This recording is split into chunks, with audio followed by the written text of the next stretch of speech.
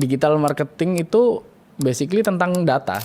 Nah kebanyakan dari UMKM itu nggak ngerti data, asal bisnis aja. Karena bisnis itu bukan masalah modalmu berapa, tapi kamu harus tahu dulu nih market ini butuhnya apa, bukan keinginanmu gitu kan. Kalau rata-rata orang yang baru mulai bisnis itu kan pengennya aku bisnis apa gitu kan, tapi sebenarnya market nggak butuh. Nah itu harus kita tahu cara baca datanya, kemudian dari mindset sih. Kalau saya lihat dari seller ini punya modal apa enggak sih gitu. Jadi kalau nggak punya modal ya, modalnya kecil lah katakanlah, under 10 juta gitu ya. Ya kita berat untuk main di marketplace. Fee marketplace itu bisa lebih dari 20%. Nah, nangkap gak sih? 20% itu dari omset loh.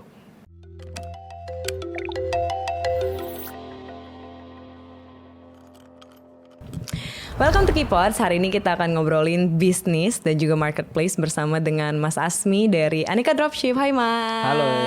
Thank you so much for being here. Terima kasih sudah datang ke sini. Jadi tadi kita udah cerita, kita hari ini mau bahas tentang bisnis karena Mas datangnya juga dari background bisnis juga. Terus kita tadi cerita juga bahwa ini salah satu yang relatable dengan kita, dengan podcast self improvement kita juga Mas.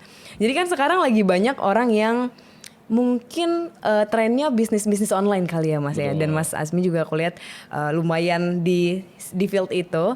Nah tapi yang menjadi pertanyaan pertama adalah kira-kira dari Mas ngelihat marketplace yang sekarang itu apakah masih nyaman untuk dimasuki, masih sehat atau gimana Mas? Waduh, kalau marketplace sekarang mah susah banget sih. Susah? Apa susahnya Mas? Jadi dulu ya bisnis itu kan supply and demand ya. Jadi kalau sekarang supply-nya makin banyak, sellernya makin banyak, kemudian si produsen dan tangan pertama itu udah nyemplung langsung direct to customer gitu. Kalau dulu kan ada rantai ya dari produsen ke distributor ke customer gitu kan. Nah kalau sekarang itu udah dipangkas sih di situ. Nah kemudian ya makin lama fee marketplace itu kan makin mahal ya. Iya lagi Mas, benar. Mungkin dulu marketplace itu kan bakar duitnya banyak ya. Betul. Untuk dapetin customer ya, itu kan ada CAC-nya juga ya. Cost per acquisition-nya berapa. Jadi mungkin sekarang waktunya untuk balikin modal sih kayaknya gitu sih. Betul. Nah itu fee marketplace itu bisa lebih dari 20%. Wah. Nah nangkap gak sih? 20% itu dari omset loh. Oke. Artinya kalau kita punya harga barang 100.000, potongannya lebih dari 20.000 dan itu kan belum kena packing, ya kan, belum iklan, belum retur yang hilang, ya kan, dan masih banyak dramanya lagi lah kayak gitu. Nah kira-kira orang jualan apa sih yang untungnya bisa lebih dari 100% nih, iya kan? Katakanlah kita 20% dari omset. Nah itu setara kalau kita lihat dari margin itu lebih dari 40% margin kita. Gitu sih. Oh oke. Berarti kalau yang sekarang kita lihat sebenarnya kan ini juga isu yang banyak diceritain ya Mas, karena banyak yang ngeluh juga, aduh gede banget gitu. Berarti kalau misalnya kita baru nyemplung ke bisnis ini, apakah memang masih bisa ke marketplace aja atau apa rekomendasinya berarti? Jawabannya masih bisa sih. Masih bisa. Cuman kalau untuk di marketplace sendiri itu memang pasti butuh modal ya. Jadi karena istilahnya kita kan buka toko ya. Kalau istilah Jawa itu ada namanya babah alas gitu ya. Babah alas itu kita invest ke toko kita biar fundamentalnya itu kuat, ya ulasannya banyak dan lain sebagainya. Itu kan juga butuh budget buat ads dan lain sebagainya. Tapi sebenarnya ada juga jalur lain, nggak harus dari marketplace. Orang kira kan bisnis online cuma ada di marketplace nih. Iya, betul. Ada yang namanya social commerce. Jadi social commerce itu kita jualan di sosial media, tapi dia landingnya itu nggak di marketplace gitu. Jadi transaksinya itu kita bisa dari WA, bisa dari landing page, bisa dari ya banyak lah pokoknya dari agregator yang di luar si marketplace itu tadi.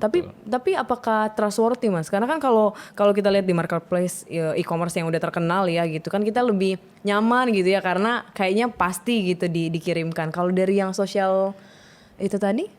Itu bisa diakalin juga sih sebenarnya. Kita kan bikin trust orang itu kan berbagai macam cara ya. Bisa dari Instagramnya, bisa dari websitenya.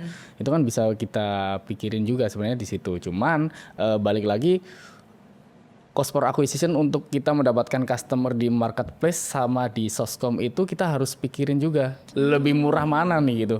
Apakah dipotong biaya admin itu jauh lebih oke daripada kita cari customer sendiri melalui sosial media gitu sih.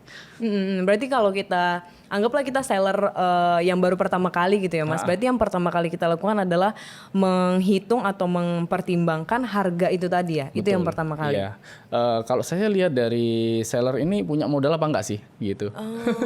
Jadi kalau nggak punya modal ya, modalnya kecil lah katakanlah, under 10 juta gitu ya. Ya kita berat untuk main di marketplace gitu. Under 10 juta masih iya, sulit ya, Mas? masih berat ya. Karena kalau saran saya biasanya sarankan langsung di soskom.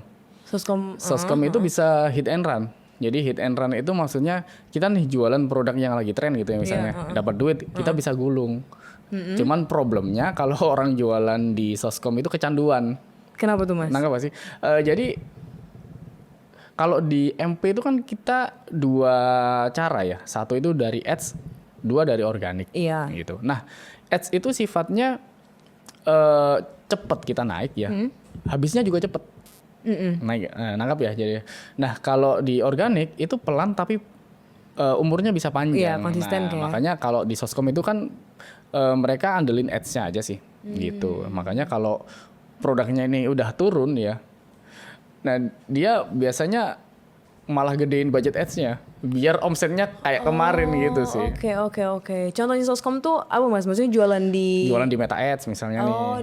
Kalau gitu. pernah lihat di Instagram ada tulisannya bersponsor itu nggak sih? Iya, nah pernah. itu namanya social commerce gitu. Oh itu social commerce. Oke. Dan produknya bisa apa aja? Bisa apa aja. Berarti Mas kalau misalnya nih aku datang dengan 10-15 juta lah modalnya gitu. Terus kan itu yang termasuk kecil. Apa kira-kira barang yang bisa aku jual tapi masih profitable untuk aku?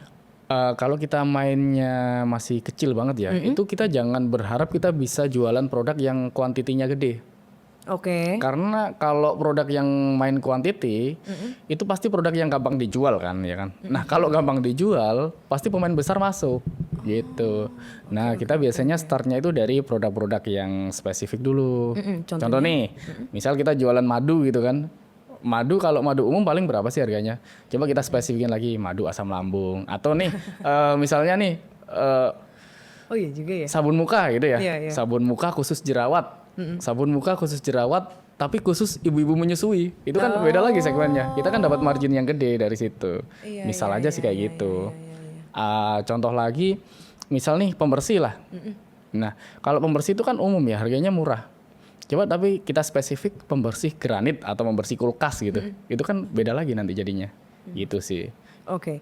Kalau misalnya ini masih ngomongin marketplace ya Mas. Tadi aku juga kepikiran bahwa sebenarnya kan orang suka ke marketplace ini karena ternyata banyak gitu model bisnis yang bisa diikuti Mas. Kalau sekarang kan kita bisa lihat kayak afiliator, bahkan misalnya sekali ngupload video tuh bisa link langsung, segala macam itu kan dibuat sangat kreatif dan sangat relevan gitu ya. Apakah tetap itu bisa kita jadikan consideration atau untuk memilih marketplace-nya atau sebenarnya itu cuman cara-cara cara-caranya marketplace mengundang seller aja, tapi secara profit sebenarnya enggak banget juga sih.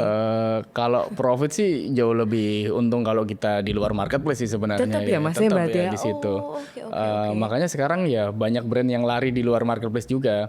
Jadi consideration itu mungkin untuk orang yang non brand ya, itu mungkin bisa ya. Tapi kalau orang yang sudah branding itu kan dia kan udah perkuat di segala lini jalur distribusi kan. Iya. Makanya ya ngapain juga kita harus sharing profit.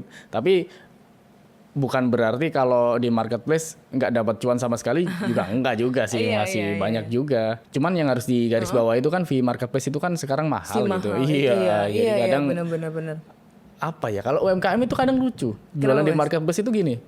Dia itu modal HPP 10.000, dia jual 12.000 gitu loh. Padahal iya.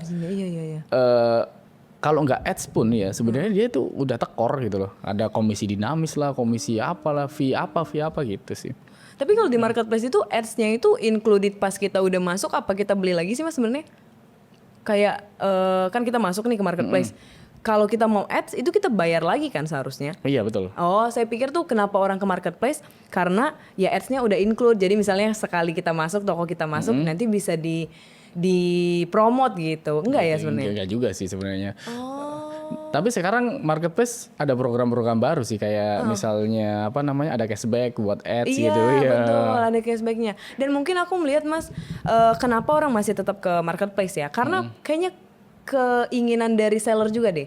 Jadi kalau misalnya aku ngelihat, aku kan lumayan yang suka belanja juga ya Mas. Jadi kayak kok nggak ada ininya sih, si S-nya sih gitu, atau kok nggak ada yang e-commerce T-nya sih? Aku mau belinya dari situ aja gitu. Karena bahkan kan diskon dari kita banyak juga Mas, Iya, betul. diskon ke bayarnya. Jadi mungkin yang dicari itu kali ya? Mungkin kayak gitu ya. Memang si marketplace itu sengaja ngasih candu ke Iya, buyernya sih betul, emang. betul. Tapi dari sisi seller ya makin kecekik juga sih kalau gitu caranya gitu. Oh, I see. Berarti kalau untuk UMKM nih kita kan lagi banyak-banyaknya besar-besar secara masif juga mengembangkan UMKM kan di Indonesia Mas. Berarti sebaiknya mending UMKM-nya di marketplace aja langsung atau di social commerce-nya tadi atau dua-duanya aja jalan aja untuk lebih kenceng. Kalau saya sendiri kan mulainya dari nol juga ya, iya kan. Kalau dari nol itu saya sarankan ke social commerce dulu, Commerce ya. karena langsung dapat duitnya bisa diputer, ya. Tapi jangan sampai kecanduan, kata saya tadi kan. Sambil jalan ya, di situ nanti duitnya bisa kita burn ke marketplace, I gitu, see. biar fundamentalnya kuat gitu. Ada modalnya dulu ya. Betul, tapi ya. Produk yang laku di Soskom dengan di marketplace itu kan karakteristiknya beda. Beda, bener. Makanya harus di riset dulu. Gitu. Karena di Soskom itu long journey. orang maunya margin tinggi rata-rata gitu ya. HPP kayak misalnya 50.000 gitu, jualnya 250 gitu. Waduh, ada tuh Mas. Ada, tapi sekarang kita malah banyak yang market Malaysia. Ya market Malaysia, luar negeri. Banyak agregator yang Soskom ya. Ekspedisi yang bisa COD ke Malaysia sama Singapura gitu. Lagi rame sekarang. Oh, dan aman, Mas. Aman dan biasanya marginnya bisa sampai 10 kali lipat. Oh, baru tahu nih. Iya, PP 40 jualnya 400 gitu. Oh, dan Mas Asmi menggeluti itu juga atau Kalau saya sih belum ya, cuman member saya banyak yang jualan di sana. Saya jadi tahu kan tiap hari kan lihat ini resi apa sih kok nominalnya bukan IDR tapi MYR gitu. Oh, itu nanti di aneka dropship yang kita akan bahas nanti ya. Tapi kalau mau tanya personalnya Mas Asmi, awalnya membuka bisnisnya apa, boleh tahu nggak Mas? Kalau saya dulu sih awal mulai digital marketing itu dari Google sih dulu. Jadi 2013 dulu, jualan ayam dulu. Jualan ayam? Iya. Oh iya? Jadi jualan ayam itu Ayam potong apa ayam maksudnya ayam hidup? potong tapi yang umurnya 1 hari. Oke. DOC namanya, gitu ya. Jadi dulu itu saya itu masih SMA kelas 2 sih. SMA kelas 2, ya kan waktu itu saya hobi di warnet, gitu. Jadi bikin website, bikin apa gitu kan. Nah di lingkungan saya itu banyak penjual ayam warna-warni, gitu. Nah, saya cari tahu ini orang ini dapat dari mana sih gitu kan, penasaran, pengen jualan juga. Dan waktu itu kita itu sering dapat berita-berita apa, bukan berita ya, inspirasi dari kayak Bob Sadino gitu ya, jualan ayam gitu kan. Ya udah kita cari tahu, oh ternyata ayam ini tuh dapatnya dari pabrik gitu, kayak Java Confit, kayak Pokpan gitu kan.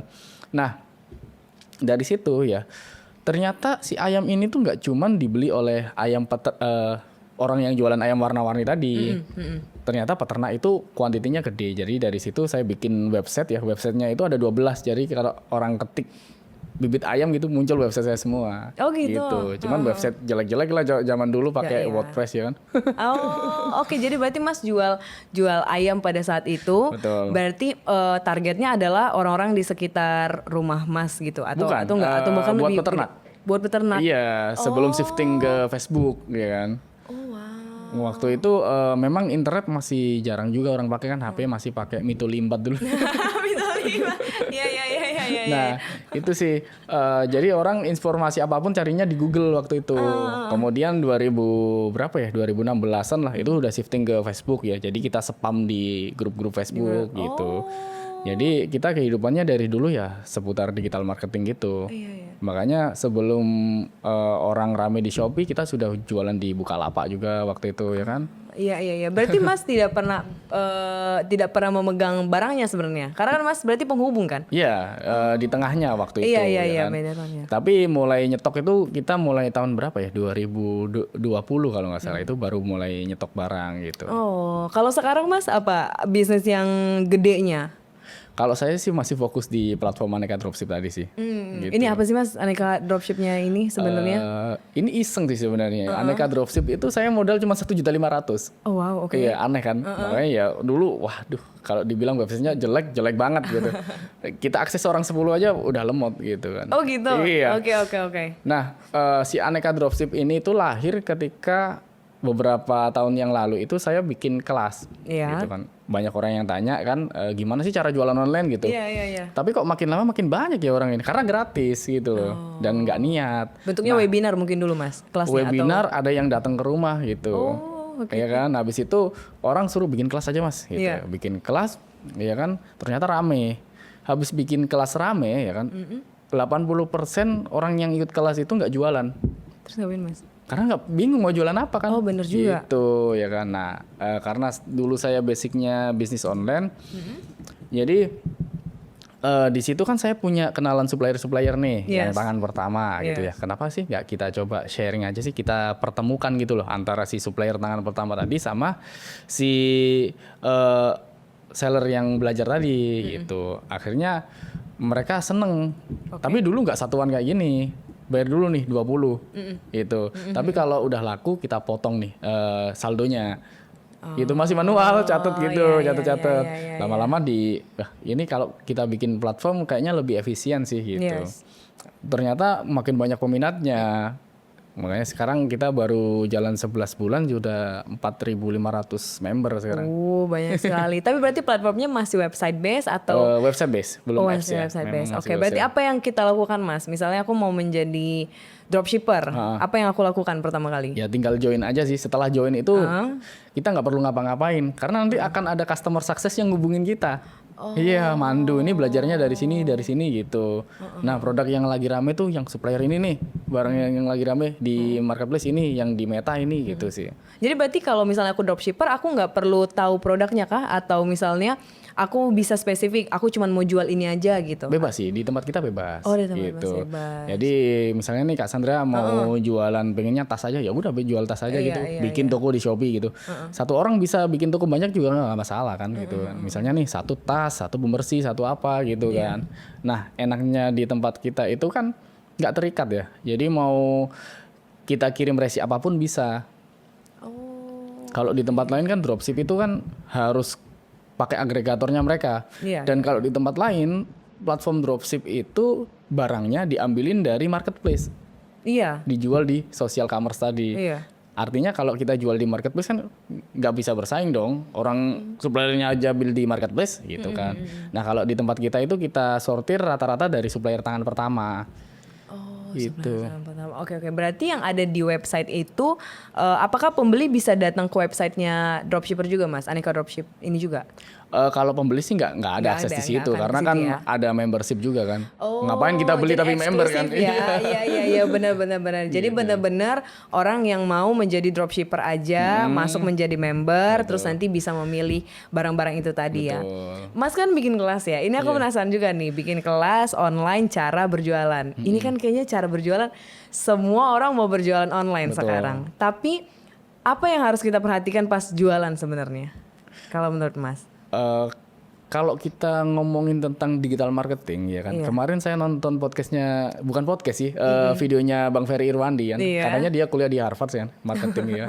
Dia bilang digital marketing itu basically tentang data, gimana caranya kita baca data sih. Nah kebanyakan dari UMKM itu nggak ngerti data, asal bisnis aja. Sama kayak pengalaman saya dulu, awal saya mulai bisnis itu yang produk fisik kayak gini nih, itu saya ada dimodalin orang nih 30 juta waktu itu ya. Wow, gede juga. Saya nggak ngerti datanya karena di tempat saya itu ada sentral pengrajin dompet sama tas, ya kan, home industry. Dompet itu harganya cuma 3.000, itu udah plus packaging bagus banget. Nah di Shopee harganya itu 15.000. Kalau saya jual ini 10.000 pasti laku dong, harusnya kayak gitu. Tapi saya buta data, nggak ngerti di situ. Ternyata saya buat beli barangnya nggak laku, gitu ya kan. Ternyata tahu-tahu di situ ternyata yang terjual 10.000 plus dan lain-lain itu pakai fake order lah. kayak gitu. Nah kalau dulu kan kita nggak bisa lihat nih terjual bulan lalu berapa. Kalau sekarang kan bisa. Bisa. Berarti data yang perlu diketahui oleh calon penjual ini apa aja Mas? Data market kah? Betul. Data apa atau apa? Banyak sih sebenarnya. Ada data produk ya kan, terus data affiliate-nya, marketnya ini seberapa, trennya seberapa gitu sih. Itu harus dipelajari juga sih. Oke, dan kalau misalnya kita mau memulai itu, kita bisa buka dari mana? Apakah semua datanya publik sebenarnya kalau kayak gitu? Banyak sih tools berbayar banyak sih kayak kalau data kalau banyak sih data pinter kayak gitu kan dia kan udah terintegrasi sama si marketplace-nya. Jadi kita bisa lihat nih yang lagi rame apa gitu sih. Kita juga bisa lihat kalau di Soskom itu ada namanya Ads Library. Jadi di TikTok Ads Library sama Facebook Ads Library itu udah kelihatan nih pada ngiklan apa gitu. Kalau ngiklannya udah lebih dari 2 minggu kan berarti ini orang berani nih ngiklan. Iya, ya. Artinya ada marketnya di situ. Iya benar. Seberapa efektif sih ads itu Mas? Sekarang kayaknya semua sekarang ads ya. Ini sih kalau kita lihat ya organik itu kan buat pelan-pelan tapi pasti gitu kan. Tapi kalau ads itu biar kita menjangkau audiens yang nggak mungkin bisa kita jangkau gitu. Contohnya nih si Kaisar TV ini kan juga organik kan ya. Iya. Nah tapi kan belum tentu bisa menjangkau audiens yang bisa kita target nih. Iya Tapi sih. kalau si marketplace itu kan sifatnya GMV max ya. Jadi yang milihin audiensnya itu si marketplace itu sendiri. Tapi kalau di Soskom itu kita bisa tembakin nih. Kayak misalnya nih, aku pengennya orang Jakarta, tapi nggak mau kelihatan orang Cengkareng, dan pengennya ibu-ibu yang menyusui gitu misalnya nih bisa kayak gitu. Bisa kita targeting. Spesifik Iya, kan? spesifik. Iya benar sih ads itu spesifik. Jadi berarti nggak apa-apa untuk memakai ads ya gitu. Maksudnya Mas masih tetap merekomendasikan kita Masih pakai ads tetap? merekomendasikan, cuman kan ads sekarang kan makin mahal ya CPM-nya Banget gitu. Mas, iya. Karena makin banyak pengiklan juga gitu kan. Betul. Nah itu kan konten sama campaign itu kan dilelang ya. Mana yang bagus ditampilin, mana yang berani lelangnya mahal. Lebih mahal. Iya betul. Oh, oke. Berarti itu tadi tipsnya ya. Satu mungkin membaca data, kedua ya udah boleh pakai ads, itu masih direkomendasikan. Nah, tapi kan banyak orang, berarti Mas kalau dari yang kita omongin tadi kan banyak orang, ya udahlah aku coba-coba aja. Apalagi ini kita ngomongin misalnya ibu-ibu rumah tangga ya Mas yang mau mencari side hustle gitu kan. Nggak apa-apa lah aku coba untuk jualan ABCD gitu misalnya pembersih rumah apa gitu. Tapi kalau misalnya berarti nggak works dong kalau dia coba semuanya sampai dia akhirnya nemuin winning produknya dia. Apakah itu masih works secara kayak gitu? Kita jualan itu kan pasti ada yang namanya A/B testing kan ya. Nggak bisa nih kita paksain barang yang kita pengen jual. Makanya memang testing itu malah direkomendasikan sih. Malah kita perlu testing dulu. Misalnya dari 10 produk mana nih yang paling laku. Nah problemnya adalah kalau kita nggak punya channel yang bisa ambil MUQ rendah ya, budget kita habis buat testing. Nah betul. Gitu. Nah tapi kalau kita ada nih tempat yang kita bisa testing produk-produk ini tadi itu tanpa perlu kita stok barang dulu, ya nggak masalah kan kita jual gambar sama jual konten kan, nggak jual produk gitu. Barangnya belum ada tuh apakah bentuknya pre-order dia jatuhnya atau apa sih Mas kalau kayak gitu tuh? Kalau dropship kan banyak sih sebenarnya. Bisa dropship juga gitu. Oh dropship juga bisa. Kalau ya? saya dulu belum ada platform dropship nih.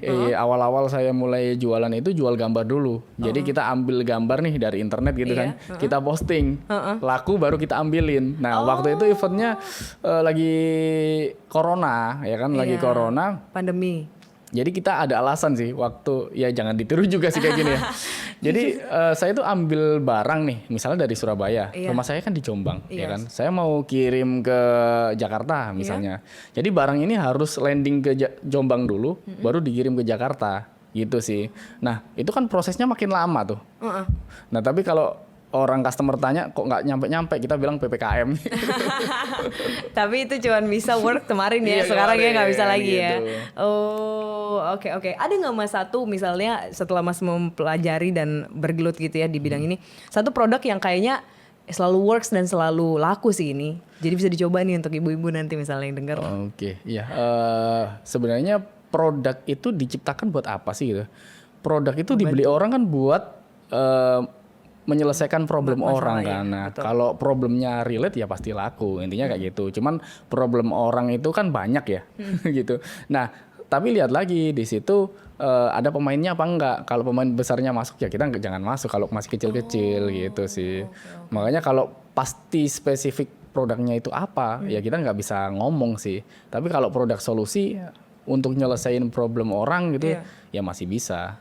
Itu mungkin yang dinamakan USP kali ya Mas Iya, ya. betul. Unique selling Unique product selling itu product, tadi ya. betul. Jadi bener-bener semakin dia spesifik, semakin orang mungkin mencari karena betul. jarang yang punya gitu ya. Betul. Kalau misalnya dibandingin, mending kita punya produk yang USP-nya tinggi atau marketing kita yang tinggi, Mas lebih pilih mana Mas? Kalau saya sendiri sih lebih seneng yang USP paling bagus ya. Jadi kalau kata Timothy Ronald, marketing terbaik itu produk. Gitu. Kalau produk itu bagus ya, dia bisa jualan dirinya sendiri. Marketingnya paling 40% lah gitu. Dan itu kan cost marketingnya udah mulai berkurang. Nah, tapi problemnya produk apa sih yang nggak ada sekarang di marketplace? Semuanya udah ada. Semuanya udah ada gitu. Jadi bilang USP itu sebenarnya nggak cuman dari produknya harus unik sih sebenarnya. Dari bisnis model juga bisa gitu sih. Jadi nggak melulu kita uniknya harus di USP produknya nih. Mau bikin yang unik apanya lagi nih? Orang kita bikin aja belum tentu bisa gitu kan.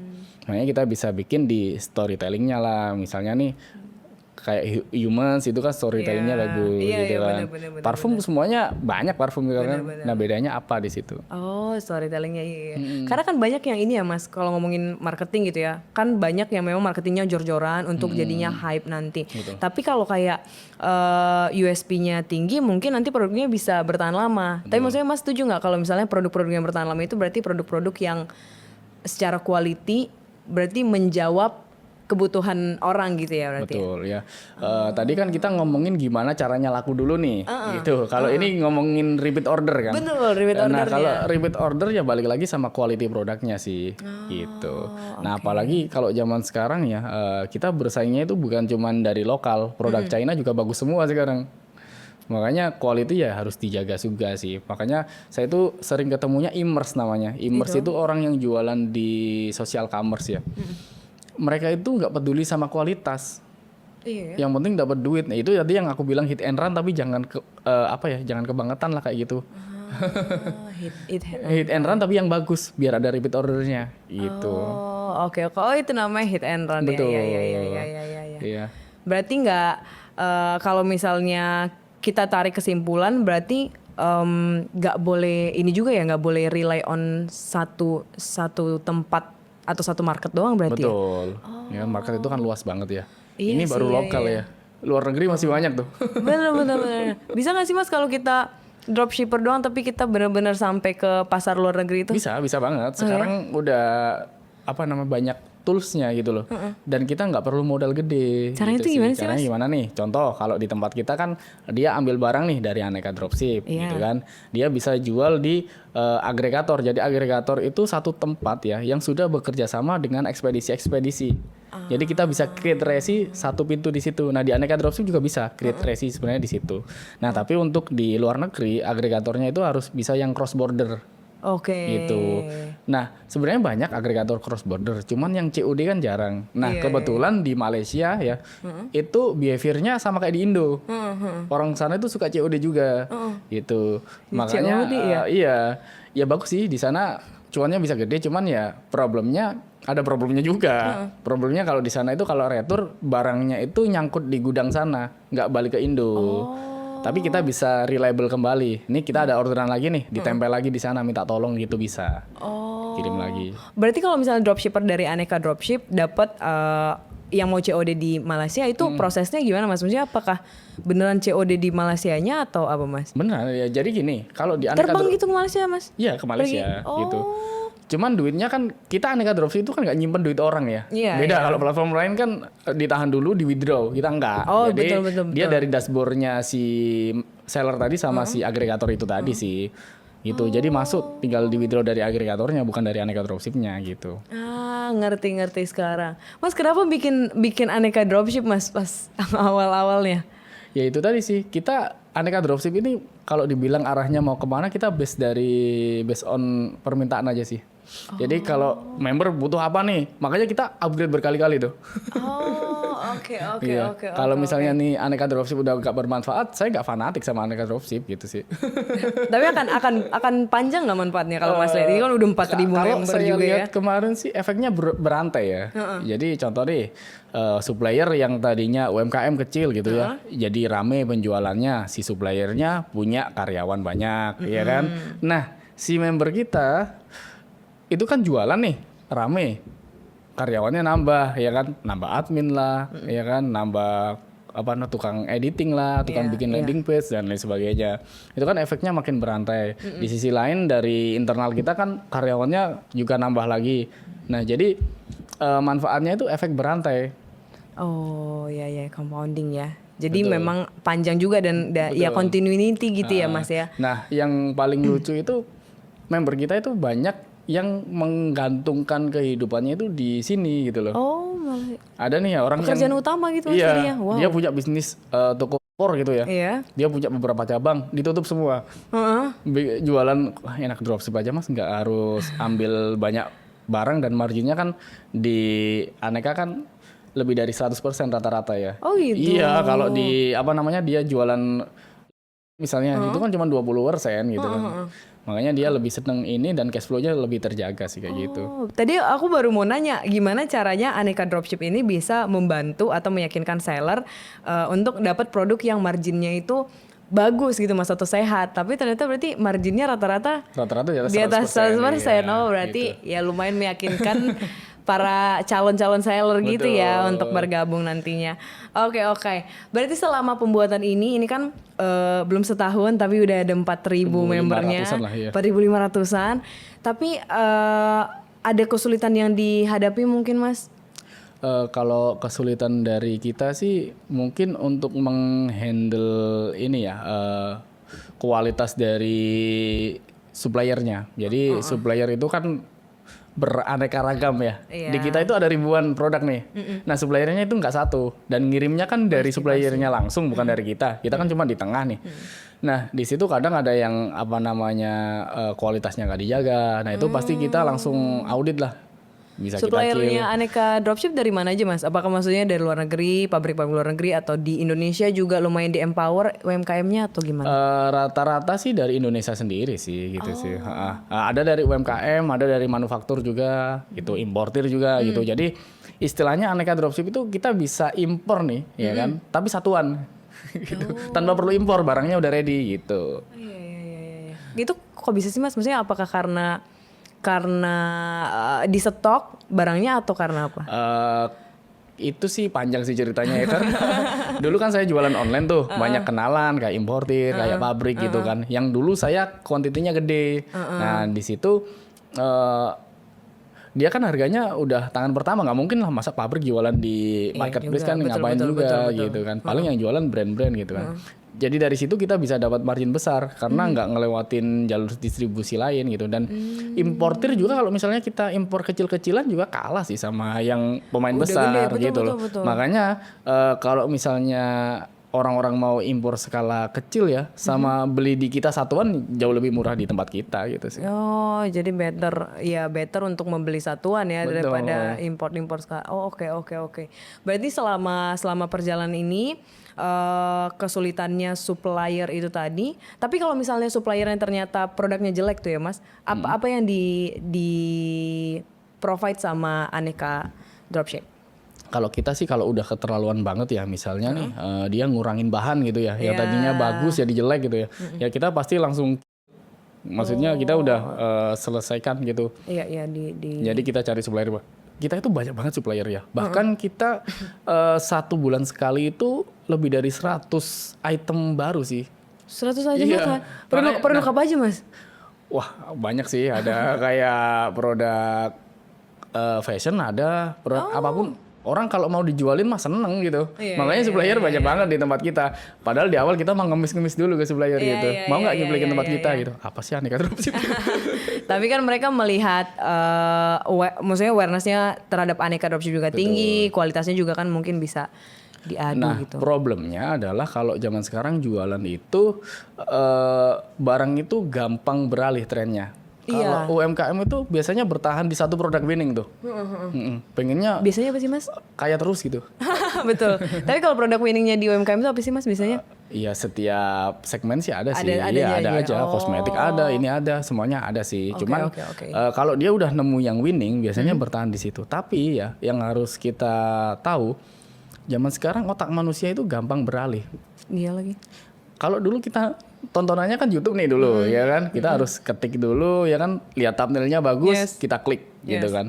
Tapi kalau zaman sekarang ya, orang itu nontonnya TikTok, disuguhin langsung kan, di scroll ya. Coba kalau orang ditanya tadi nyekrol apa lupa, gitu kan? Nah, dari situ otak manusia itu gampang beralih gitu, karena keseringan scroll. Betul. Nah, produk itu karakteristiknya juga gampang jenuh. Makanya di Aneka Dropship itu kita bisa sampai ratusan produk baru setiap bulan itu karena buat masalah ini tadi gitu loh. Oh iya benar ya.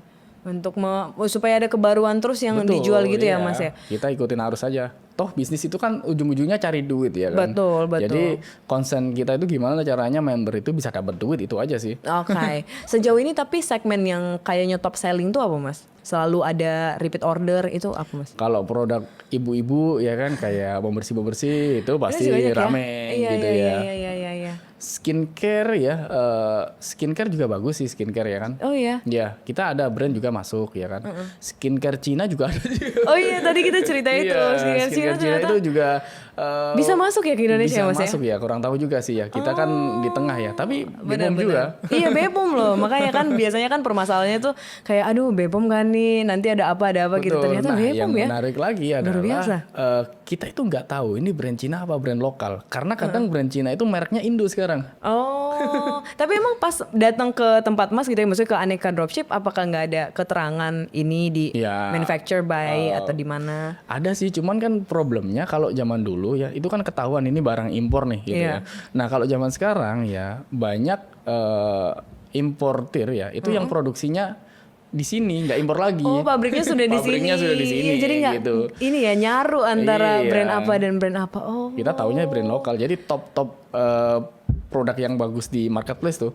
Kalau kita lihat di Kalodata misalnya, top 10-nya itu kelihatannya barang brand Indo. Iya. Tapi ternyata itu barang luar negeri semua. Oh, ini jadi dua mata pisau kalau Iya. katanya ya Mas ya. Maksudnya kita juga happy kalau banyak orang yang akhirnya terbantu misalnya ekonominya, tapi jadi alert juga buat kita Betul. untuk lebih semangat membuat produk-produk lokal kita sih sebenarnya. Kalau misalnya ini kan Mas sudah pebisnis berarti ya udah ada timnya, sudah ada banyak yang dibantu juga. Apa kira-kira skill yang harus dimiliki seorang pebisnis Mas? Skill pertama sih baca data ya kan, karena penting ya. bisnis itu bukan masalah modalmu berapa, Ini tuh. tapi kamu harus tahu dulu nih market ini butuhnya apa, bukan keinginanmu gitu kan. Kalau rata-rata orang yang baru mulai bisnis itu kan pengennya aku bisnis apa gitu kan, Iya aku lagi. bisnis ini nih, Iya. lagi pengen bikin coffee shop nih, lagi pengen bisnis apa nih gitu. Tapi sebenarnya market gak butuh, nah itu harus kita tahu cara baca datanya, kemudian dari mindset sih.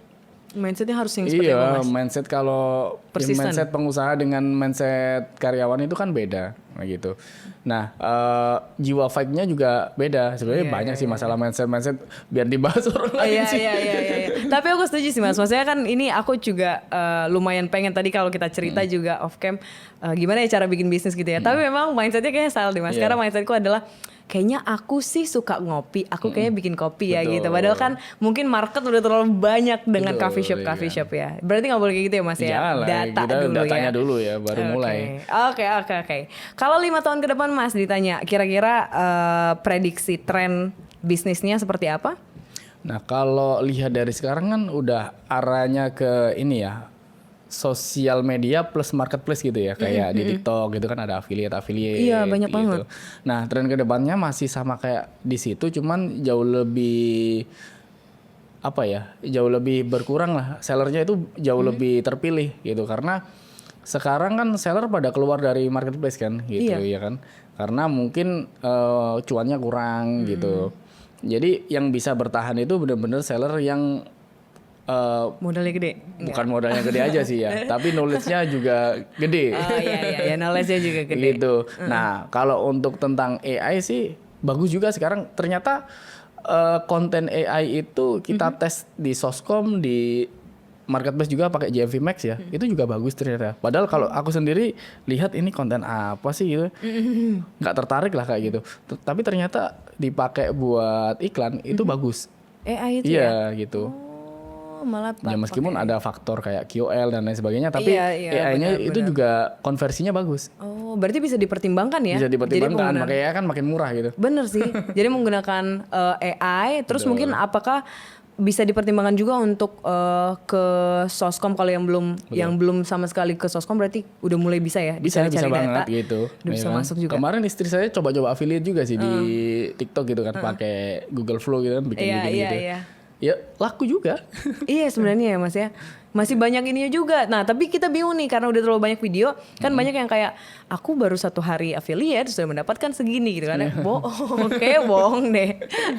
Jadi agak susah membedakannya. Ya itu tadi sih salah satu mindset yang harus kita miliki ya, berproses tadi itu sih. Gak ada kayak instan. Nah kita itu kan terpapar setiap hari orang-orang yang pamer pencapaian. Iya, betul. Jadi aku umur segini kok belum kayak si dia ya. Iya, Padahal iya. dianya nggak gitu-gitu amat sih sebenarnya gitu. Betul. Mind trap juga sih itu, Betul. harus lebih bijak ya kita melihat. Last question Mas. Oke. Ini kalau misalnya teman-teman lihat dan mungkin dengar kita, kira-kira apa pesan yang mau disampaikan ke teman-teman juga yang baru mau bangun bisnisnya, anak-anak muda yang baru mau bangun bisnis dan mungkin merasa struggle. Gitu ya. Kalau saran aku sih kalau mau mulai bisnis ya cari mentor dulu lah. Gitu. Betul. Ya. Malu bertanya sesat di jalan gitu ya. Karena saya tuh habis banyak untuk trial error dulu ya kan. Kita iklan udah habis banyak, terus testing produk juga banyak dan lain sebagainya. Duit saya tuh habis buat belajar sebenarnya daripada buat belanjanya gitu kan. Belanja paling banyak itu tentang pengetahuan gitu ya kan. Bahkan sampai sekarang juga sering ikut seminar gitu loh. Ya kan? Nah maka dari itu banyak belajar dulu, jangan buru-buru eksekusi. Anak muda zaman sekarang kan pengennya langsung fake nih, iya kan, biar kayak cepat gitu kan, invest kripto. Tapi setuju Mas, memang makanya kata orang experience dan ilmu mahal kan, karena memang prosesnya panjang. Ini yang saya inget juga sih waktu saya mondok, dulu saya pernah mondok ya, Ustadz saya itu bilang man aroda dunya fa'alaihi bil ilmi gitu ya. Kalau kamu pengen dunia maka dengan ilmu. Kalau kamu pengen akhirat juga dengan ilmu. Kalau kamu pengen keduanya juga dengan ilmu gitu sih. Makanya dari itu bisnis itu naik turun juga sih, ada tren apa? Nggak selamanya kita bisa, misalnya nih bisnis ini sukses banget gitu, nggak selamanya kita bisa sukses. Pasti ada turunnya juga. Makanya yang paling penting itu ilmunya. Setuju, dan harus ilmu untuk sadar juga bahwa ada proses di dalamnya tadi ya Mas. So fun dan so insightful juga. Terima kasih Mas Hasmi. Oke, sama-sama Kak Sandra. Semoga Aneka Dropshipnya semakin sukses, semakin banyak membantu orang. Thank you ya Mas untuk sharingnya. Terima kasih juga teman-teman. Sampai ketemu di episode selanjutnya.